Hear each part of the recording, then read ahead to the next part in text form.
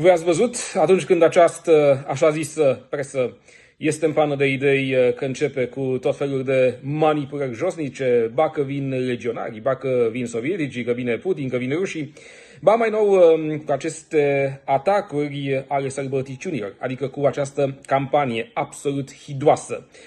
Această campanie care stink, da, anti-urs, făcută de aceste publicații șpăguite de mafia vânătorii, da? Ca să inducă celor mai puțin mobilați intelectual panică. Și o să vină toți să-mi spună mie cum e cu atacurile și așa mai departe. Eu am să spun atât. Hai să vedem cât de mult s-au înmulțit acele suprafețe tăiate ilegal, despădurite ilegal de așa zisele autorități. Și mai e o chestie. Da, bipedul trebuie să învețe să respecte alte specii. Chestia asta că, domnule, viața omului deține prioritate, nu.